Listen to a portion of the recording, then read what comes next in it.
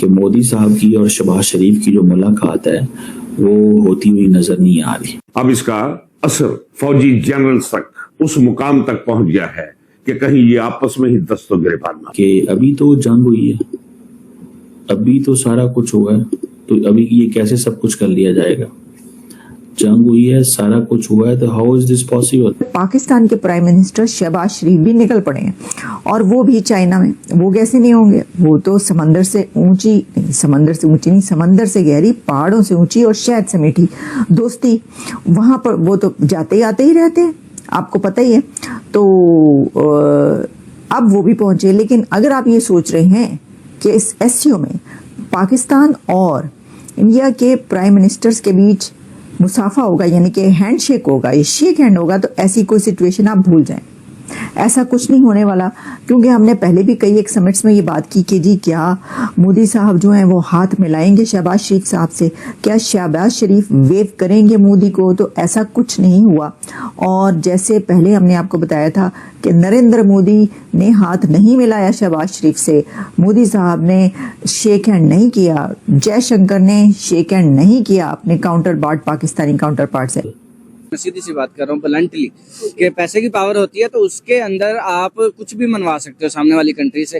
एक इंडिया जा रहा है, वो जाकर किसी के साथ कोई $1 बिलियन में डील करेगा, पाकिस्तान जो है वो जाकर कर्जा मांगेगा। तो मुझे बताएं कि दोनों की कटोरा तो नहीं साथ लेकर दोनों, यानी वो कहावत है ना कि हर शाख पर उल्लू बैठा है, अंजाम गुलिस्तान क्या होगा। यहां पर हर शाख पर फ्राडिया बैठा है, हर शाख पर नाज़रीन बिल्कुल एक तगड़ा फ्राडिया बैठा है। पता नहीं अंजाम गुलिस्तान वो जो है वो हमारे सामने। हम लाते हैं टॉक शोज और अनलिमिटेड एंटरटेनमेंट सिर्फ यूट्यूब पर। अगर आपने अभी तक हमारा चैनल सब्सक्राइब नहीं किया तो अभी सब्सक्राइब करें और बेल आइकॉन को क्लिक करके हमारी लेटेस्ट वीडियोस के बारे में अपडेट जानें। वैसे ही अब भी होने जा रहा है, ना तो शेक हैंड हो गया इंडिया और पाकिस्तान की अथॉरिटीज के बीच, और ना तो हैंडशेक होगा, ना ही कोई दुआ सलाम हो। वो दूर दूर एक दूसरे के साथ खड़े हुए नजर आएंगे। और ऐसे ही वैसे तो देखिए सरदार साहब ने कई बार वो कहते भी जा रहे हैं कि जी टॉक होनी चाहिए, हम बराबरी की सतह पे टॉक करना चाहते हैं, और साथ ही कह रहे हैं नहीं करते तो ना करें।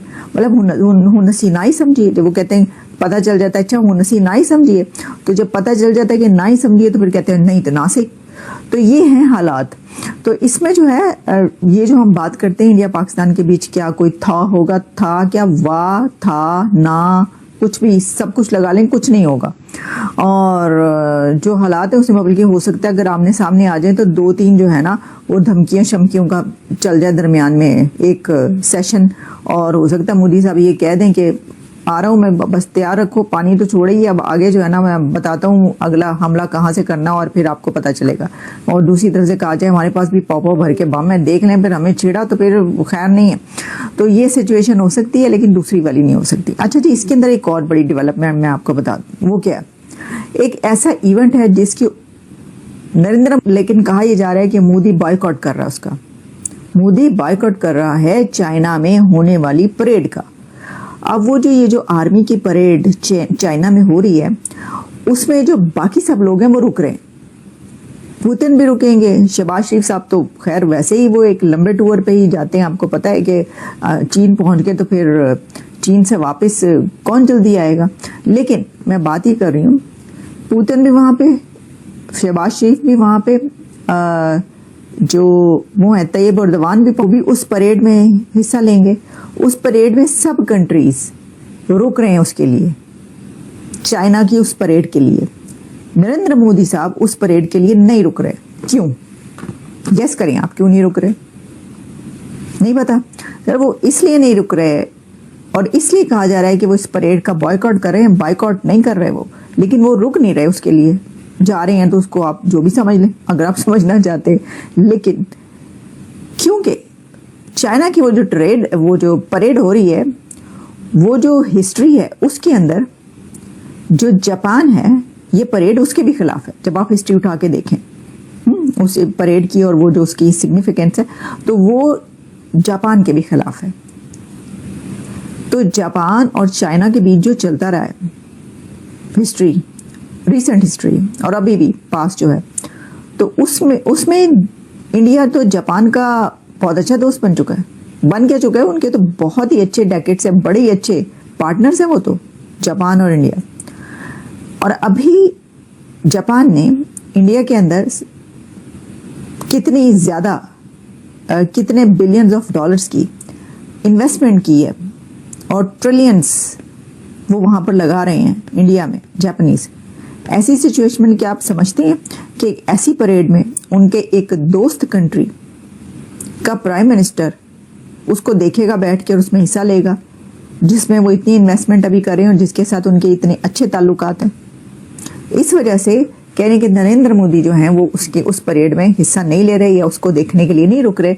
वैसे भी उनके पास इतना फालतू टाइम नहीं होना, लेकिन वो जो बाकी लोग हैं वो रुकेंगे, लेकिन वो नहीं रुक रहे। उनके ना रुकने की जो है ये वजह कही जा रही है कि जी जापानीज जो हैं वो तो नाराज़ हो जाएंगे। वो मतलब वो कहेंगे कि हमारे जो हैं वो आप उनके साथ मिलके उसी को देख रहे हैं जो कि तारीख जो है वो हमें हम ये कहते हैं कि हम फाशिस्ट हैं, हमने कब्जा किया, हमने ये किया, हमने वो किया, और आप वो बैठे देखेंगे वगैरह वगैरह। तो ऑब्वियसली वो उनकी सेंसिबिलिटी उनके पास है, वो उसमें नहीं होंगे उस परेड के अंदर। तो जो शहबाज शरीफ साहब हैं वो जम के बैठ के देखेंगे, ठीक है, क्योंकि जापान और पाकिस्तान की कहाँ इतनी बड़ी ट्रेड या वो इन्वेस्टमेंट कितों ला रहे हैं। वो कहेंगे जी इन्वेस्टमेंट लगाएं तो फिर हम सोचेंगे कि उसका हम कुछ खबर। जैसे फॉर एग्जांपल पाकिस्तान के फॉरेन मिनिस्टर ने कहा है कि हम इंडिया के साथ ताल्लुकात चाहते हैं और हम हर टॉपिक पे बात करना चाहते हैं, हर इशू पे बात करना चाहते हैं, लेकिन इंडियंस कहते हैं हम सिर्फ टेररिज्म पे बात करना चाहते हैं। समझ रहे हैं बात? वो कहते हैं हम सिर्फ टेररिज्म पे बात करना चाहते हैं, हम और किसी टॉपिक पे बात नहीं करना चाहते। अब जारी बात है ये चीज कि हम सिर्फ टेररिज्म पे बात करना चाहते हैं, इस प्रॉब्लमेटिक तो है ना हमारे लिए, पाकिस्तान के लिए भी प्रॉब्लमेटिक है कि यार ये टेररिज्म के अलावा हमसे बात ही नहीं करना चाहते। तो ये एक फैक्टर मौजूद है जिसको मैं देखता हूँ और मैं अंडरस्टैंड भी कर रहा हूँ, और मैंने ये रियलाइजेशन मेरे पास इसकी है कि वन वे और दी अदर एक कोई रास्ता नहीं बन पा रहा। पहले माजी में होता था रास्ते बनते थे, अब अगर अच्छा एक और बात बताऊं, शहबाज शरीफ ने अगर नरेंद्र मोदी के साथ चीजें नॉर्मलाइज कर ली तो मेरा नहीं ख्याल इस वक्त पाकिस्तान के अंदर कोई ग्रुप या ग्रुप है जो चाहेगा कि क्यों नॉर्मलाइज की है। इंडिया के अंदर बहुत मुश्किल नजर आ रहा है, इंडिया के अंदर बहुत मुश्किल नजर आ रहा है, ठीक है। तो ये एक फैक्टर है, लेकिन क्योंकि इंडिया के अंदर माहौल है, क्योंकि उन्होंने हमला किया हुआ पाकिस्तान पे, तो उनको सारी बात है, उनके लिए एक डिफरेंट चैलेंज है। हमारे लिए ये है कि हम तो हमेशा बात करना चाहते हैं, हम तो हमेशा इंगेज करना चाहते हैं, ठीक है जी। तो ये एक फैक्टर मौजूद है हमारे पास। इंडियन जो लीडरशिप है उनको इस चीज़ की कोई परवाह नहीं है, वो समझते हैं कि यार ठीक है जो मर्जी करते रहें, कहते रहें, हमने अपनी मर्जी करनी है। और देन फिर ये है ना कि हमारे ऊपर प्रेशर भी आता है जो सच्ची बात करनी चाहिए कि आप ताल्लुकात ठीक करें। अच्छा, हम ताल्लुकात कैसे ठीक करें? हम जो मतलब हम जैसे मर्जी कर लें, अगर इंडिया वो नहीं वो उस लाइन लेंथ पे आता तो चीजें कैसे बेहतर होंगी? So it's not possible. So ये जो इंडिया और उसकी पाकिस्तान की नॉर्मलाइजेशन है ये मुमकिन नहीं है। और माजी में भी जो छोटे मोटे कहीं हैंडशेक हुए थे, अब आपको याद होगा कि जब जयशंकर साहब पाकिस्तान आए थे तो तब क्या हुआ था? जब जयशंकर साहब पाकिस्तान आए थे तो तब ये कोशिश की गई कि यार हाँ ताल्लुकात को किसी ना किसी तरीके से ठीक किया जाए, ताल्लुकात को नॉर्मलाइज किया जाए। कुछ उनको बड़ा एक्स्ट्राऑर्डिनरी पाकिस्तान ने प्रोटोकॉल दिया था, मुझे याद है सारी बात। मैं उस वक्त इस्लामाबाद में था, बहुत एक्स्ट्राऑर्डिनरी प्रोटोकॉल जयशंकर को दिया। लेकिन आपको पता है कि the policy in India regarding Pakistan is not controlled by the Indian MEA. Indian MEA control नहीं करती। The policy in India is controlled by the PMO. PMO deal करता है वहाँ। तो आपको ये वीडियो कैसा लगा कमेंट बॉक्स में जरूर लिखिए। इस वीडियो को लाइक कीजिए, शेयर कीजिए, सब्सक्राइब करना ना भूलिए आपके चैनल EFC को। मिलते हैं अगली वीडियो में। जय हिंद।